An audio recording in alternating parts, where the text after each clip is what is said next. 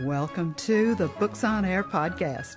I'm Suzanne Harris, and on this podcast, I talk to the authors about themselves, their books, and their ideas, but I also like to talk to them about beginnings. Joining me today is John Wheeler, and he's here to talk about his book, Prayer is a Journey.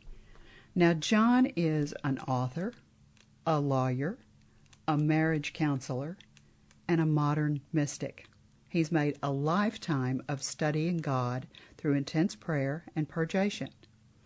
He's also studied the writings of the Spanish mystics, and he's a fascinating individual, and I can't wait for you to hear him and to talk about this wonderful book. John, thank you so much for joining me on Books on Air. It's a pleasure to have you as my guest. Welcome. Pleasure's all mine, Susan.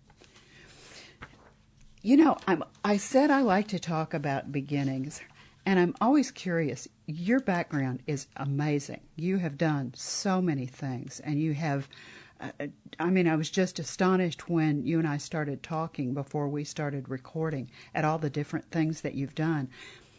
And I'm curious about writing. Authors decide to write books for a lot of different reasons. Some of them because as a child they began to read and they decided, I think I'd like to do this for a living. Others, there was something that they wrote in college or something that they wrote that a teacher read and they were encouraged, and so they became a writer. Sometimes there's a seminal event that occurs for a person, whether it's positive or negative, and that seminal event causes them to decide that they need to share whatever that is with the world. How did you start writing in the first place, and why? I was told to by God. All that knowledge that I've put in the book I acquired over years, and I thought I'd be going to the grave and taking it to my grave. And I've been writing that over 20-odd years because I start and stop and come back in 2 years' time. And that's what happened. I was ordered from above. I went to a seminar put on by the local council here, and they had the top authors in the world, also in the district, come to speak to authors.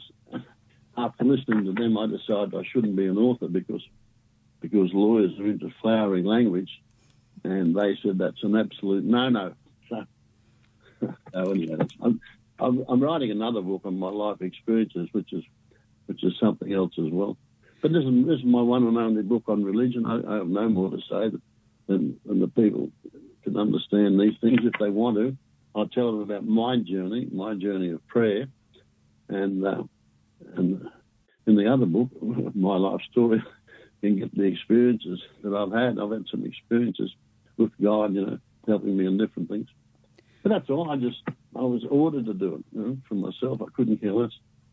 But I really like your writing style. I found it to be approachable. I found it to be conversational, almost as if I were sitting with you, listening to you talk in the room. I thought that I really enjoyed the way that you say things, and the logical approach and the personal approach that you take to the book. I want to talk about the book cover. When I first looked at the book cover, I thought, what's this? Tell our listeners what's on the cover of the book. What's on the cover is a moon rock. And the significance of that is that rock was discovered by NASA. It had been on the moon for 4.5 billion years, but didn't move. And the significance is, have a look at the rock, think about 4.5 billion years, and then think about 4.5 billion years, and then think about eternity, because that's where you're going to finish. You need to make decisions now because eternity doesn't end. 4.5 billion times 4.5 billion is nothing compared to eternity. That's what that's all about. I love that.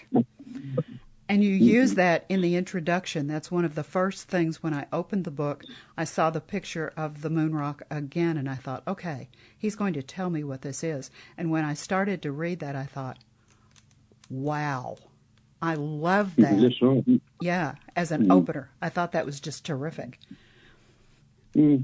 Why do you say that? Go ahead. No, I get the help from above. Well, that was a stroke of genius right there. I loved it.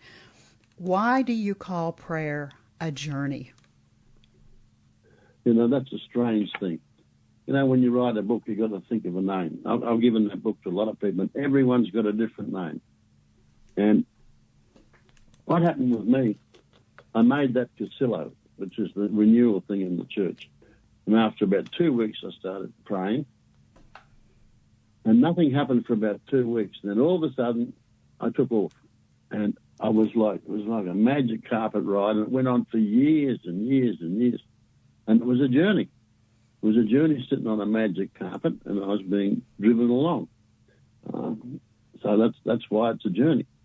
And just the other day, I was at a meeting with the local archbishop, and he was saying that the current pope had said that the church is going through a journey, the Catholic Church is going through a journey, and we need to get lay people to help us on the journey. And I thought to myself, maybe that's why I call the book Prayers a Journey.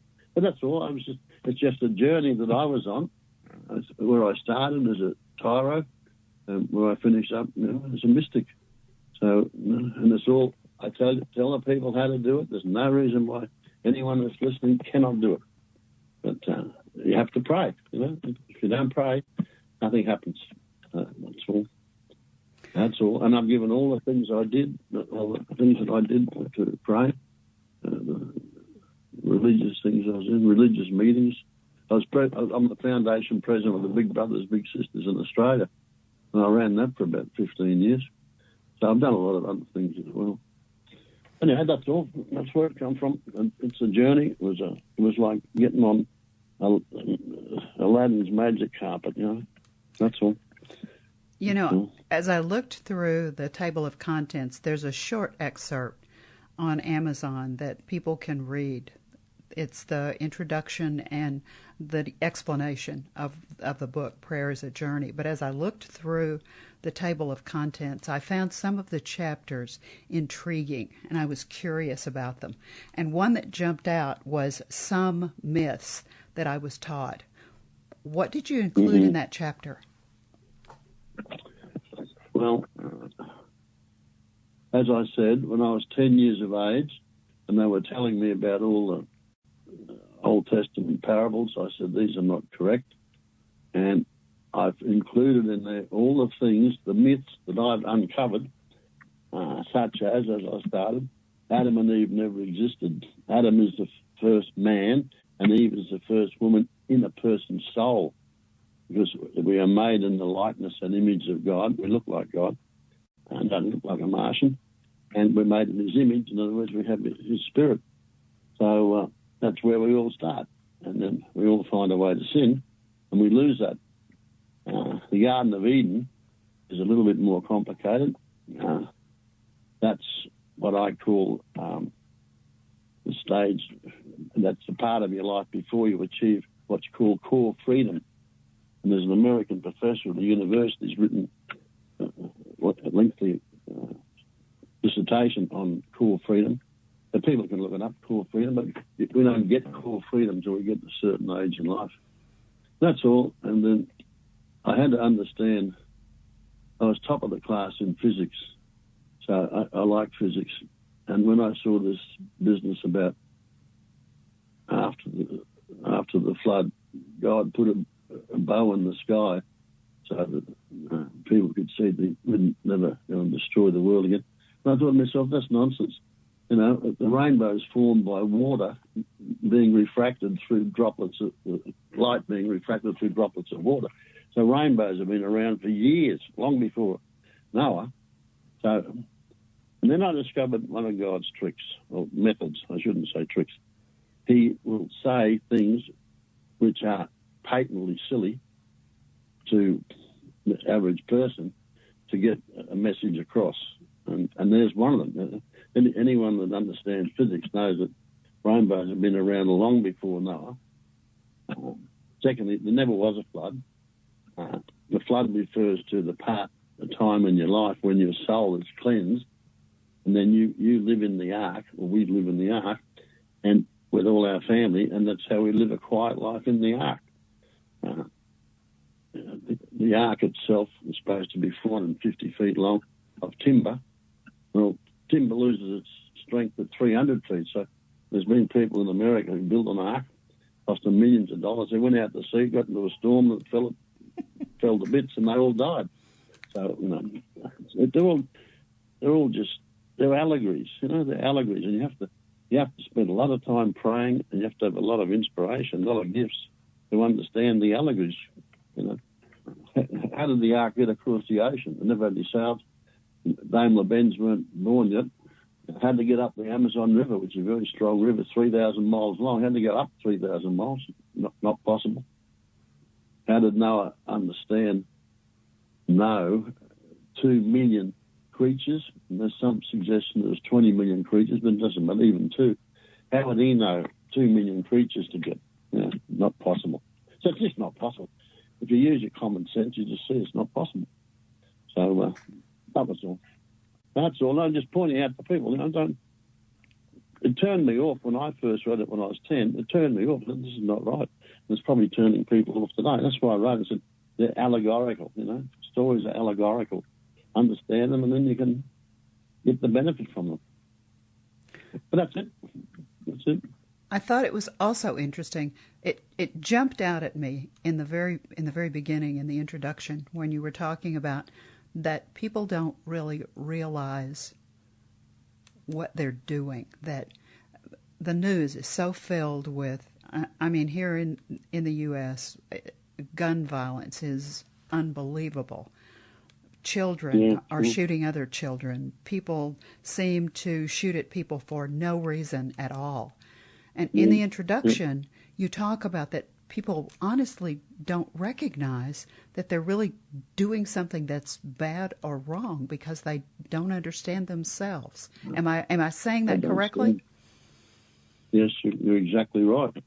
People don't know how. Al Capone probably thought he was a good guy. He gave soup to the poor. Hitler used to like dogs. He used to pat his dog all the time. But, I don't see their evil.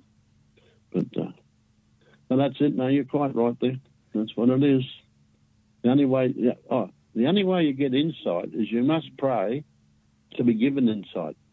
I think it's Paul the Apostle and one of the famous Greek philosophers, I forget which, says the unreflected life is not worth living unless you lie down at night and run through your mind what you did that day or where you can correct yourself and reflect on your life. Your life's not worth living because you're not making any advances. That's my take on the whole subject. People need to pray and reflect on their life. How can I improve myself? What have I done wrong? What did I do wrong today? What mistakes I make, because we make mistakes all day, and then just correct them. That's all. How long did this take you to write? I know that you said that you would write for a while, and then you'd stop, and then you'd write for a while, and then you'd stop. How long altogether did it take you, John? Probably it was over 12 years, but the last 6 months when I knew I was going to publish this, I spent 6 months looking up references on the net as to the Bible and put them in so that I had the latest information.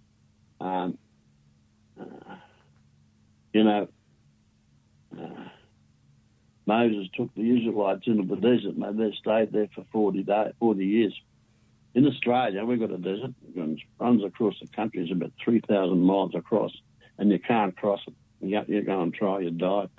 And these young kids, they're German Olympic athletes, they decided for some stupid reason they're going to drive across the centre of Australia.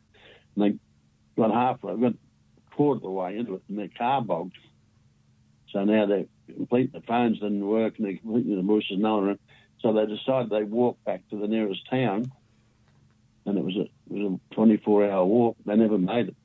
They just dehydrated and died. And they were Olympic athletes. So to say that all the sick, the halt, and the lame were put in the desert for 40 years obviously is not correct. It means something else. Anyway, so you have to pray and be given understanding to understand the mysteries of the Bible. You've got to work at it. I've spent a lot of time working at it. I've spent a lot of time praying, a lot of time reading. I've read hundreds of books. I spent a lot of time studying psychology, communication, counselling, science, etc., etc. So there's a lot of work goes to produce that book. That's all. And so if people don't have the time, they can read it. And so I'm saying, well, you should be looking at this, as I just said then. You should be looking at these things. So that's all. This is a book that you have to think about. When you sit down and you start to read it, your style is very inviting, and it makes perfect sense as you read along, and you fall right into it. And then all of a sudden you find yourself sitting back and thinking about what you've just read. Is that what you intend for the listeners or the readers? Yeah. In law, if you have a legal proposition, you've got to quote authorities, The first thing a judge says, Mr. Jones, do you have any authority for this proposition you're proposing to the court? And if you look through the book, I've tried to put the authorities in the footnote of everything, every thought that I've said, the place where the people can go and look and find them, go and read them for themselves. Don't have to take my word for it. Go and look yourself. See what you think. But that's why all the footnotes there. I could leave all them out, but then it'd just be people saying, "Well, who's John Wheeler? What's his opinion? Does he know what he's talking about?" But then you can go and look at the footnotes, and they're all saints or Bible quotes or whatever, and people can work it out for themselves. Don't have to accept what I say. There's one chapter called Working in the Garden. Is that metaphorical or is that literal? God calls this world a garden, and he wants us to work there. Personally, I find this a little strange. He wants people to work. He wants people to build his garden, to promote the place and do, make money and get things done. I find that fascinating. But then, if you think about it, then that's all people could do, He wants people to work. He wants people to do their best, to use their skills. You've given all different people all different skills. And I just find that fascinating. That's what he's interested in. That's probably a good thing for human beings to be able to do these things, and then they can learn along the way. That's all. That's all. Did you have anybody in mind when you were writing the book? I mean, I know initially you had not planned to publish, but who do you think is the audience? Who should read the book? Who do you have in your head that should read the book? There's two lots. There's people who want to find God, the people who want to become holy, right? There's all different methods of becoming holy, but that's one there. The Casillo method: piety, study, action. You got to understand that you're the son or daughter of God. Study, you have to read to put on the mind of God, and you have to read a lot of stuff. And then action, you got to work in the environment. I became a marriage counsellor, so did my wife, because we both come from broken homes, and the benefits that I got out of that personally are immeasurable. And there's a whole heap of other things I was involved in, but that's what it's all about. And the other thing is, I'm going to a meeting in a few months. The Vatican set up this council to bring Australia into the modern age. And they wrote to me and said, have you got any thoughts? And I sent them a copy of the book 2 years ago, and they haven't got back in touch with me, so I guess they're not too impressed. But because there's a lot of things I say in there tear up their sacred cows, and they probably don't want that because they've spent 2,000 years nurturing these sacred cows. But I'm going to the meeting. It's going to be up in Brisbane, which is a capital city. I'm going to go up there, and I'm going to insist that they listen. And then if they don't, I have nothing more to say to them.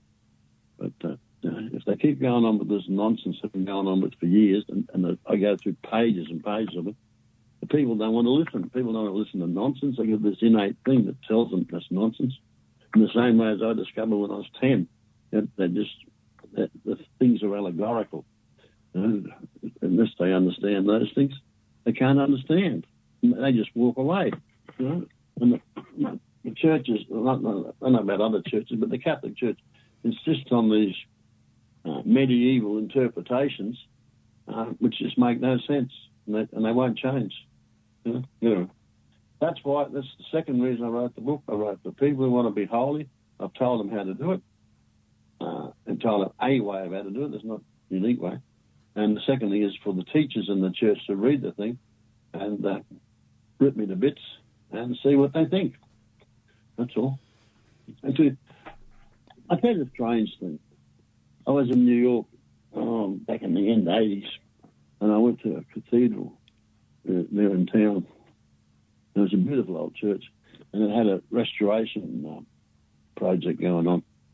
And I'm sitting there at the church, and I said, "What do you want me to do, God?" And a voice came to me with a sign and said, "Rebuild my church."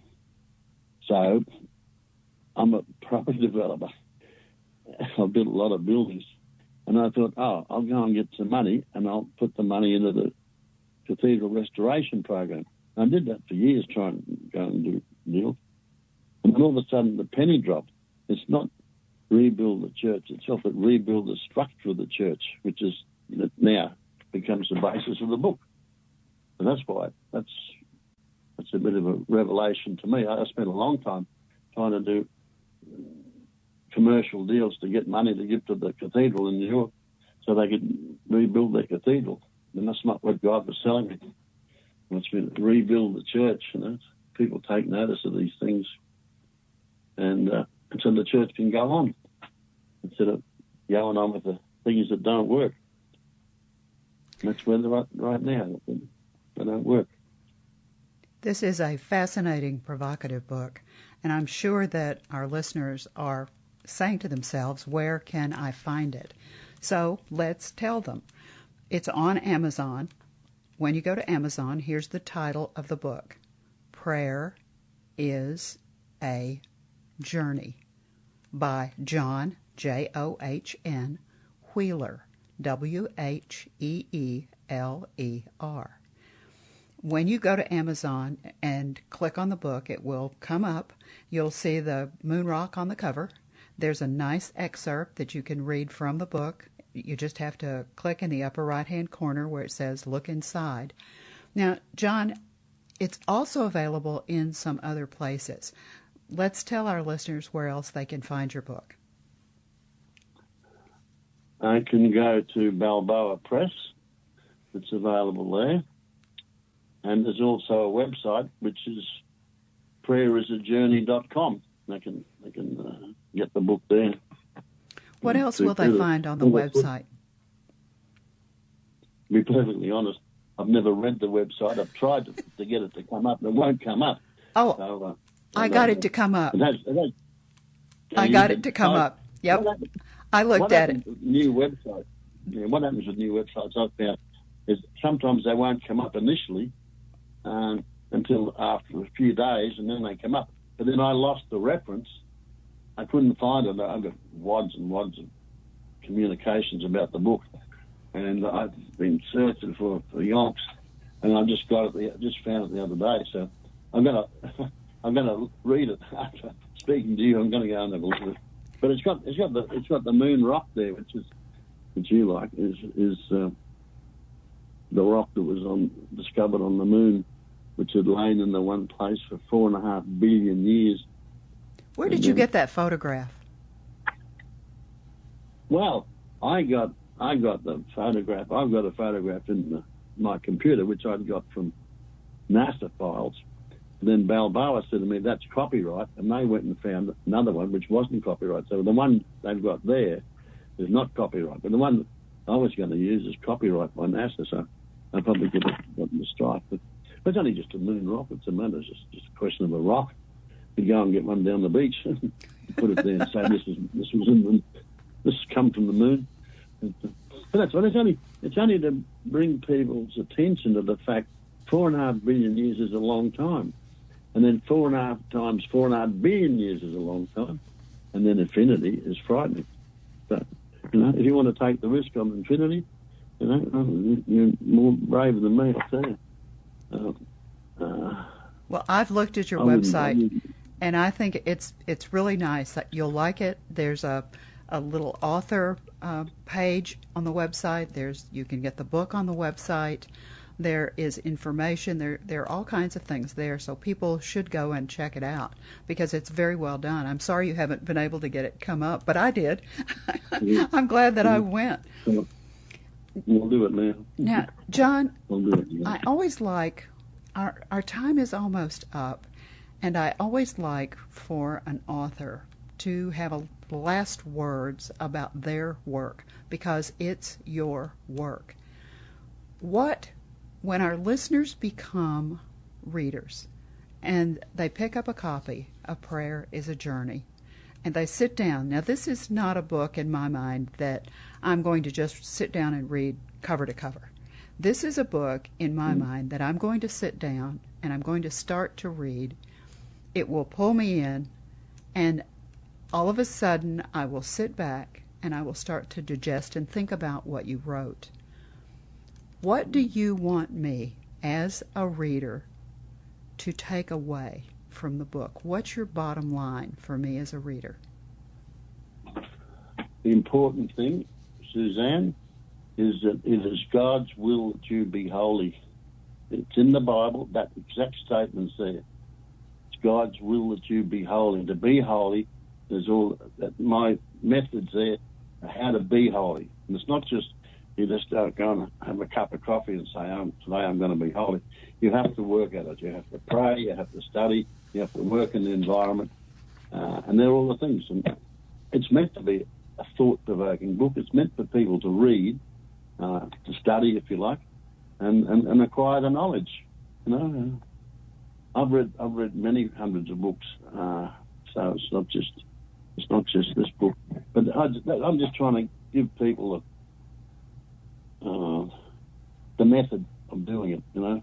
And you know, if God wants you to be holy, then why the hell would we not be holy? You know, God's got all these benefits for you. You've got so much. This other book I've written, you can't believe. When I'm writing the book, I'm putting it together now. The things that God's done for me are just unbelievable. You couldn't believe. The title of my other book is "You Wouldn't Believe It." You wouldn't believe what God's done for me, and He'll do the same for you. That's what I'm about. I'm a teacher. You know, people should be seeking to go towards God, to become holy, and you will have a life like you wouldn't believe. That's all. That's why I wrote the book. John, I'm so glad you did, and I'm so glad that you and I had an opportunity to talk. Thank you so very much for being my guest today on Books on Air. It's been such a pleasure. Okay. Thank you, Susan. Now remember, bye-bye. You can find Prayer is a Journey by John Wheeler on Amazon and go to his website. You've been listening to the Books on Air podcast brought to you on webtalkradio.net.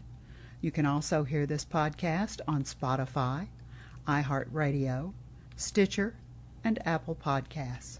I'm Suzanne Harris, and I hope that you'll join me for the next Books on Air podcast because you never know who's going to be here, and you never know what we're going to talk about.